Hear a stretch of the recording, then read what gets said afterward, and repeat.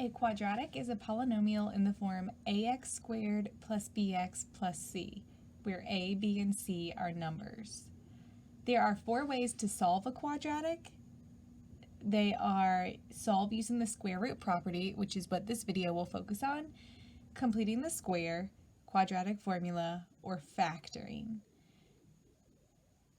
Solving a quadratic can also be called finding the x-intercepts of the quadratic, finding the roots of the quadratic, or finding the zeros of the quadratic. This video is going to focus on solving using the square root property, and this only works if you're missing the bx term or if it's written as something squared and a constant. Here are 2 different formats of an equation that we would solve using the square root property. Let's start with the more basic format. All right, for this one, you're just trying to get the x by itself. That means we have to get rid of the 2, the squared, and the minus 20. So add the 20 over to the other side.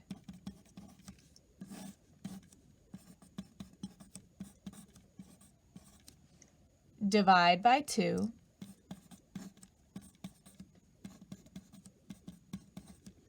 And take the square root.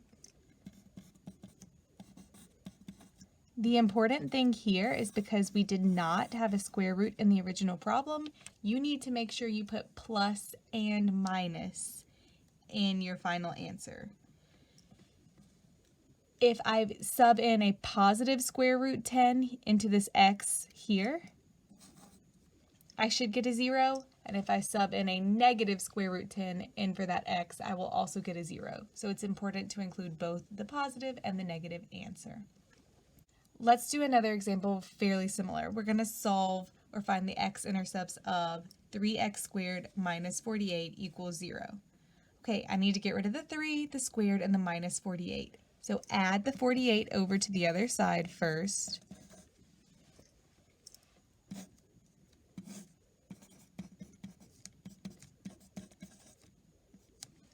Divide by 3.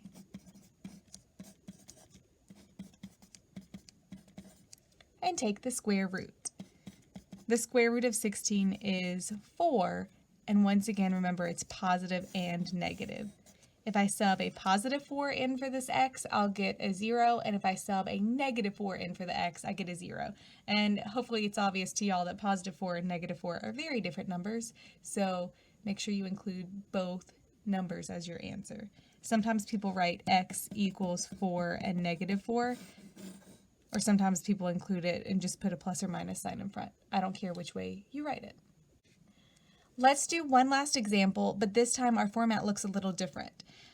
It's still the same idea though. I have one thing, this parentheses squared, and in this case I have it equal to 52 already. Or I could have had minus 52 equals 0.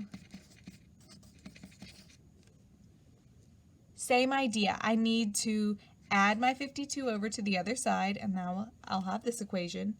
And now square root both sides to get rid of your squared. When I square root 52, make sure you put a plus and minus. Anytime you take a square root, we should have done this earlier, you want to try and break down your square root. I knew that the square root of 10 didn't break down. You couldn't pull out any pairs. I knew the square root of 16 did break down. We pulled out a 4. So let's actually break down the square root of 52. What is that?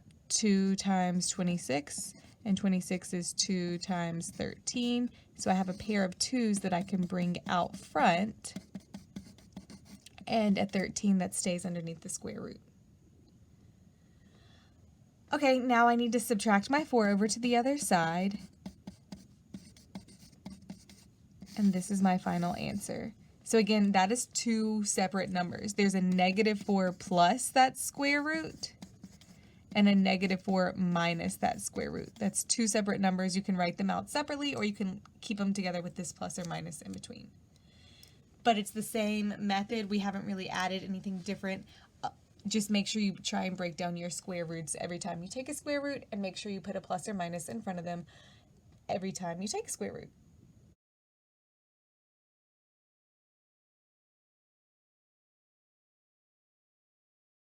Here are a few examples that I have in my notes for you to try. I want to show you the work really quickly just for you to see the answer. I added the 225 over to the other side, divided by 5, and took the square root. Don't forget your plus or minus. If you break down your square root, you can pull out a pair of 3's, but a 5 stays underneath. In the second example, I took the square root. Square root of 21 does not break down at all, but don't forget your plus and minus. And then I could add the 5 over to the other side. In the third example, I took the square root. Don't forget your plus or minus. When you break down 28, you can pull out a pair of 2's and the 7 stays underneath, and then add your 3 over to the other side. And for the last example, when you take your square root, the square root of 16 is 4. Don't forget your plus or minus, and then subtract your 6 over. Because these are constant whole numbers, I can actually add and subtract them together. So negative 6 plus 4 gave me my negative 2, and negative 6 minus 4 gave me my negative 10.